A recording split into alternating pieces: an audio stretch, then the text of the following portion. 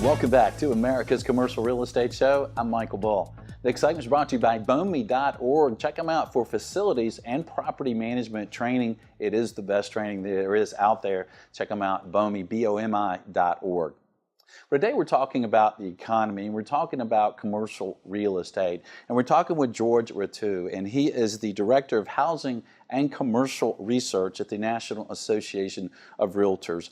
And I like what you guys do here, because you kind of segment commercial real estate into kind of two areas, right? The kind of the larger properties that, you know, institutional or larger properties, and then some of the smaller properties that, you know, people around America may see and they drive around, right? And some of your reports suggest that really the majority of commercial real estate buildings really are these smaller buildings, right?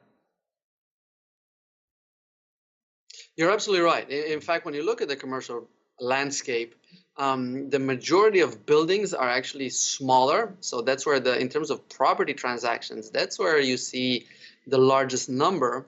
However, the large volume transaction, the higher end of the market tends to get all the attention generally, because that's where the big investors are quite active. So that's why we try to take a look at both ends of the market, both the large cap, and the primary markets, but also the small cap market, especially because we've noticed in this latest cycle since the Great Recession, it's precisely the smaller, what traditionally were called secondary, tertiary markets.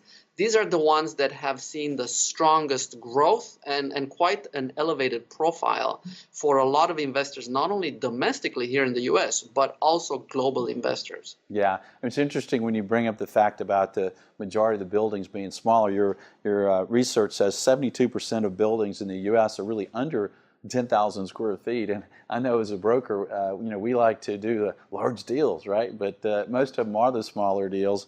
And to your point, I think we're seeing the same thing, where a lot of investors are going to these tertiary markets and secondary markets, kind of chasing yield. So, if you will, let's talk about the kind of the large cap first. What do you see for trends there?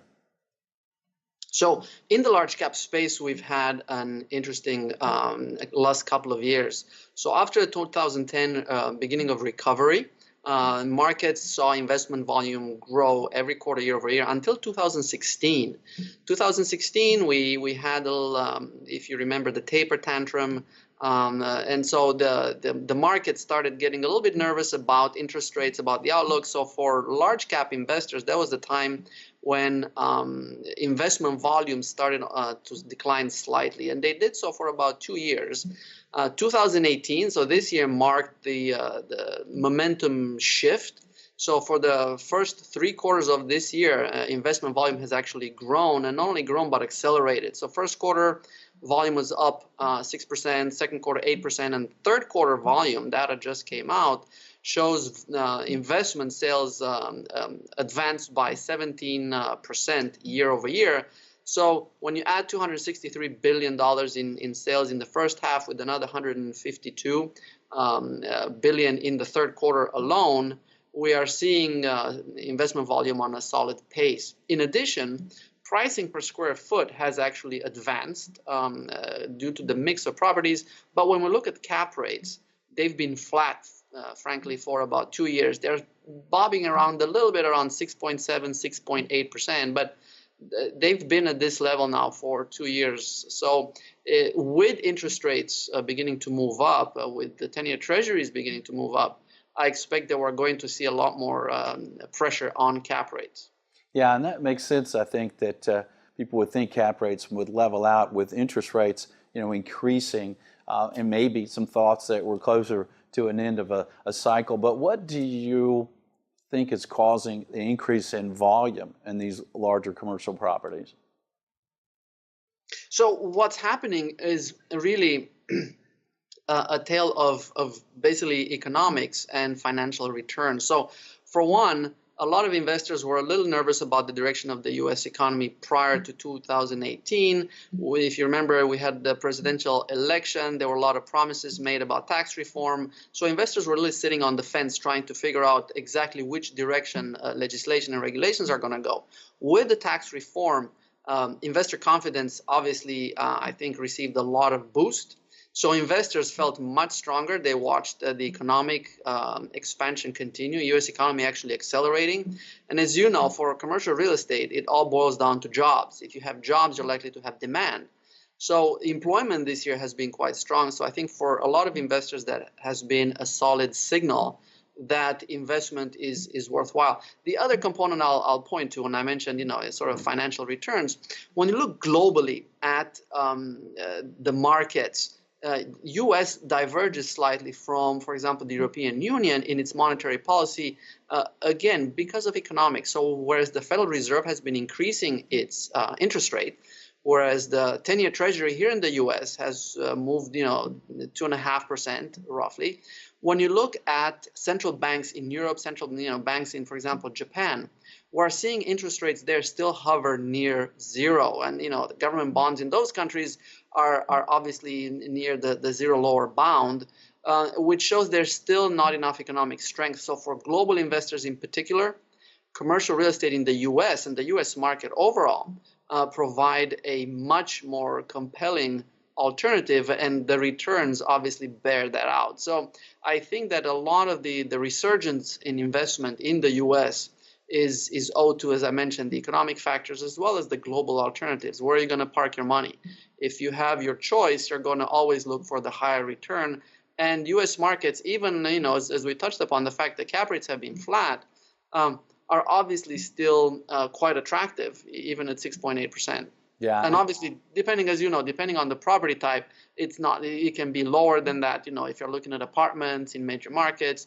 But in some markets, and we can talk about those, secondary, tertiary markets, smaller markets, cap rates are much higher. They can be, on average 7.2, 7.3, or even higher depending on the property type. So there's a lot of value still to be had in the market. Yeah, when you talk about the foreign investors looking at the U.S. and the money coming to the U.S., I can almost hear that chant in the background, USA, USA, USA.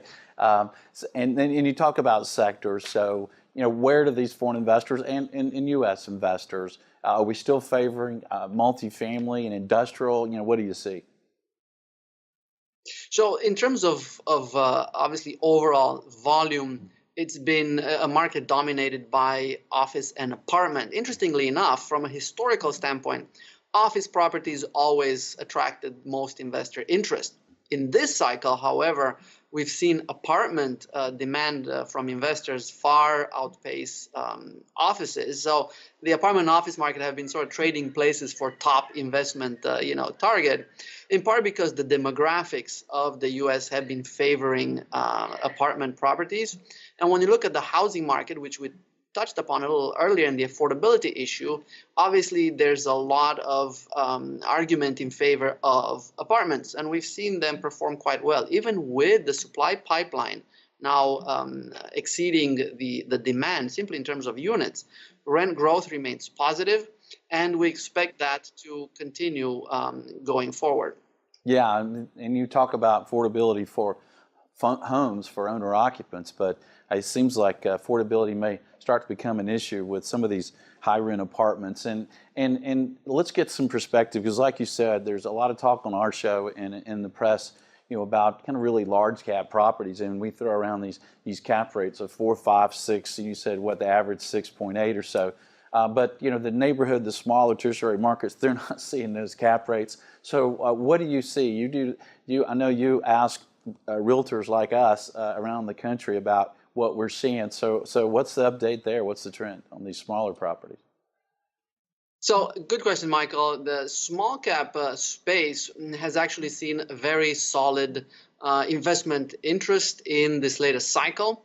And we've had a very good last 5 years. I will say that because what we saw from the data, the small cap space had a lag in its recovery. So whereas the large cap space started its recovery in 2010, for smaller markets, that recovery didn't start until 2013. So with that 3-year lag, small markets have performed very well. From our realtor data, what we're seeing is investment volume pricing had strong gain over the last 5 years. And in fact, 2018 marked the first time we saw a moderation in that momentum in the first half of the year. So we still saw sales gains, however, at a much slower pace. And the pricing also continued growing, but at a slightly slower pace. So it's possible that the trends we saw in large cap spaces in 2016, namely investors being a little more cautious and disciplined in their valuation approach, is now showing up in the small cap space. However, anecdotally, talking to brokers in smaller markets, they're saying that the interest from investors across the board is quite strong. And in fact, their biggest concern right now in their market is, frankly, a shortage of inventory. So there's simply not enough property for them to move. And it seems that the pricing gap between buyers and sellers is also becoming a bigger issue, again, in tandem with the fact that buyers are a lot more disciplined in their approach. And for probably some of the sellers, they still expect pricing to continue at the same pace it has for the last 5 years, which, as we discussed, the pressure from interest rates is not likely to continue. So that pricing appreciation will not continue. In fact, we might see over the medium term, prices flatten out and possibly decline in some markets. Okay, but you have been seeing some price increases, and is that from NOI growth, or is it cap rates? Are cap rates compressing on those smaller properties, or are they stable? What are your people telling you, your agents? So in the small cap space, similar to the large cap, we're seeing sort of a flattening of cap rates. Now, mind you, on a quarterly basis, they bounce around a little bit. So they'll be 7.3, 7.2, 7.4. So we're seeing a little bit of volatility, but it's mostly been flat. So I think most of the pricing at this point comes from the NOI. So I think going forward, for most investors, the expectation is that they'll make their money on the cash flow, much less on appreciation. And again, that's not surprising. If anything, considering that a lot of investors who have been in the market, from 2009, 2010, those who had the funds and the courage to move into the market, have obviously benefited tremendously on both sides, both from appreciation as well as cash flow. I think going forward, we're going to see a lot more expectations simply on cash flow growth rather than any appreciation that we've had over the past 7 years or so at the large cap. Okay. And on these smaller properties in tertiary markets, George, are there sectors or types of properties or investments that your realtors are telling you are more sought after? So I would say in smaller markets, apartments are very much in strong demand, in part because there's obviously the underlying driver of that is demographics. So when you look at the U.S. population, in the last decade, the U.S. population has grown by about 8%. Well, that translates to 26 to 30 million additional people in the country. In addition, when we look at household formation, so the main metric of demand for housing, historically that hovered around 1.5 million. It's right now around 1.1 to 1.2 million. So it's returning to its long-term trends, which tells us that basically demand for housing will continue strongly, with homes for purchase undergoing tremendous pressure from affordability and supply constraint.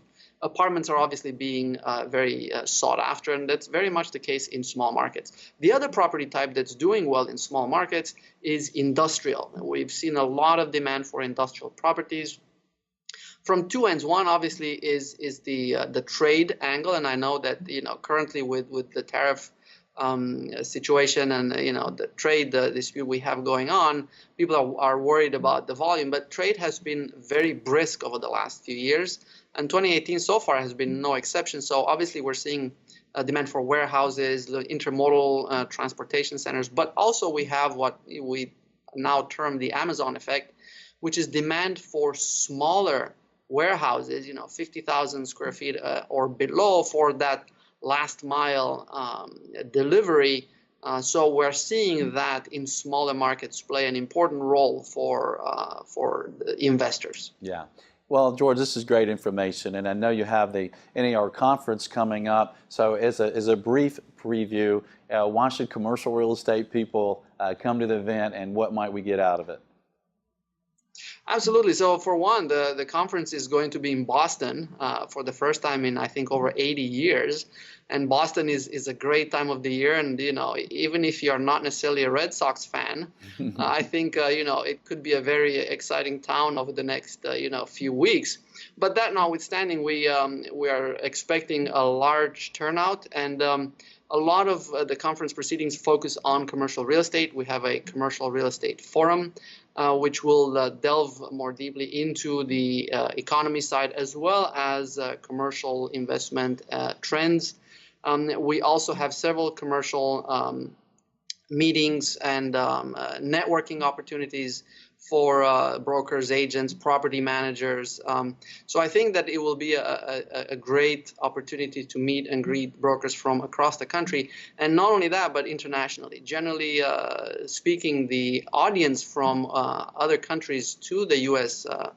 Convention of the National Association of Realtors has been increasing over the years. So we've had a very strong showing from both Central South America as well as Europe and Asian countries. A lot of investors and brokers coming to the audience. So I think it will be a wonderful event for folks who can make it to Boston to come and network and get the latest information on the smaller markets. And non-investors can come, just people that are investors, non-realtors, they can still attend? Absolutely. So the conference is obviously open. Registration is available for folks. And as you know, commercial real estate is obviously a very diverse industry. So we have property managers. We have folks who do appraisals, valuation. So in that regard is a great venue to meet the entire breadth of the industry in one place. Yeah, it certainly is. And I'll be there speaking on the top 10 success strategies for commercial agents. So I'll be speaking, and the room gets really packed when I've done that each year. So I'll be there. And George, great information. Thank you very much for joining us, and we'll look forward to seeing you in Boston. Certainly, Michael. Always a pleasure chatting with you, and I certainly look forward to see you. All right, thank you. And we'll put a link to the actual report on our show website, so check that out. We'll also put a link to the NAR conference and some of the things that you can do on the commercial side there. So be sure and check it out. And thank you for watching or listening. Thank you for sharing the show. We sure appreciate hearing from you and your comments and sharing the show with your network. Until next week, be sure that you always lead, learn, and laugh, and join us for America's Commercial Real Estate Show.